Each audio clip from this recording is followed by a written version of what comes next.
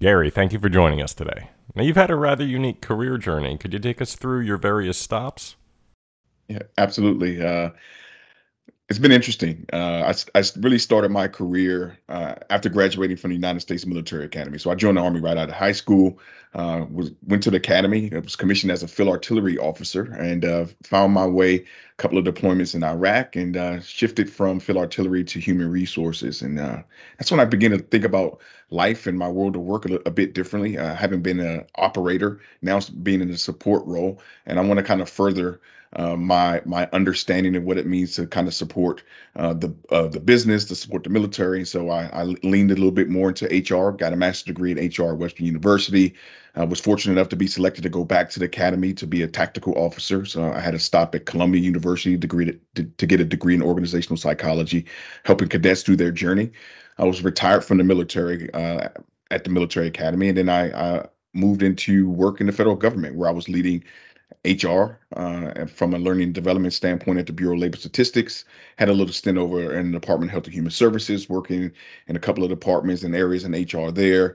Bounced from Accenture into Microsoft and HR, and now I'm doing a little bit of work in employee experience. So have a little bit of everything, but I had my hands tied in a bit of HR, a bit of organizational development and culture, and now I'm doing this wonderful work in employee experience now. Wow, please be sure when you write your memoirs to send a copy to me because I'm certain it's a fascinating read. I Um, appreciate it. so even before your role in Microsoft Human Resources, you managed and built high-performing teams of frontline employees. So aside from, the obvious role the frontline plays in monetizing a company's business, what does this workforce really mean to an organization? And they mean everything. It's the tip of the spear as it relates to what your work is actually doing, right? What your company is all about, and the interface between your company and the customer. It's all from the frontline workers, and they are an integral part of everything that a business does because they're the engine. They're the machine that gets an organization going, and you can't really do your work or sustain the things that you want to do as an organization without those employees that are the tip of the spear. And again, frontline workers mean everything to a company. It means everything to the military. And ultimately, it means everything to the success of any business or organization. They're the face. That's what you see when you think about your company. You're not necessarily thinking about the CEO or the operations officer or the person in HR. Your experience with that company is based off of that individual that you meet face to face. When you go in and get a coffee, you're not thinking about the CEO of that coffee company. You're thinking about the person that you're talking to, that's having an organization, that organizational commitment between you and your experience in the organization. And I go back to my time when I was in Korea. Funny enough, one of the things that you do in the military from an HR perspective is you manage post offices. And one of the things that we did in my time in Korea was I was responsible for all the mail coming in and out of Korea. And we were actually running post offices all across the Korean Peninsula.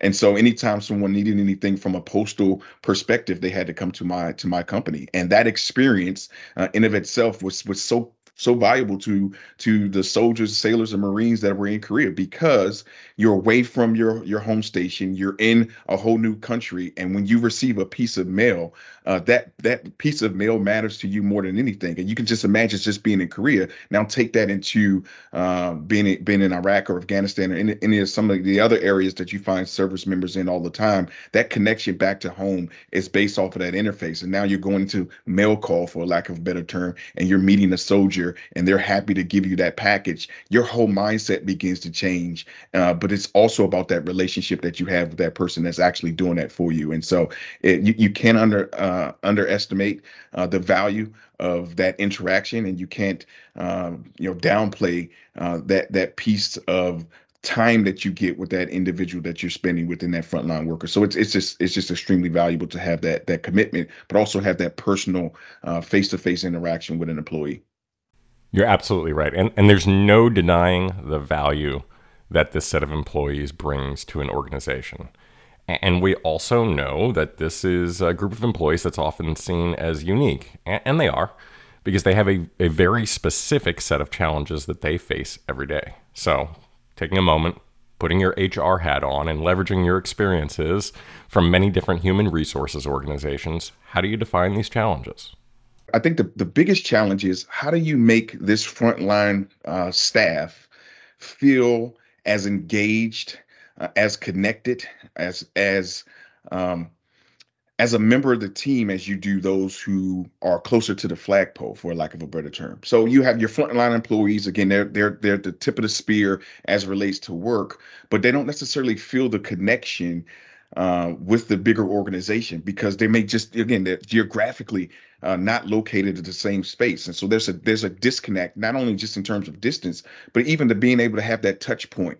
I often used to tell everyone that I work with is leaders need to have a couple of things. They need to be present, and we need to feel your presence. And it's so difficult if you're away from the flagpole, if you're away from the headquarters, to feel the leaders present, right? You don't see them, so they're not necessarily present all the time because you don't see them every day, and you don't necessarily feel their presence. And so, not having that connection with your leaders, not having that connections with your colleagues to your left and right in terms of the bigger organization is a challenge. So, you might be wearing a uniform of a particular organization, or you may have the work in the office that's owned by a particular organization, but you don't necessarily feel you don't feel your leadership, and you don't necessarily feel connected. And so when you think about engagement, part of being engaged as an employee is not only the things that my own personal, right, my own personal level of engagement. It's about my organizational environment and how well and connected that I feel to my organization. And if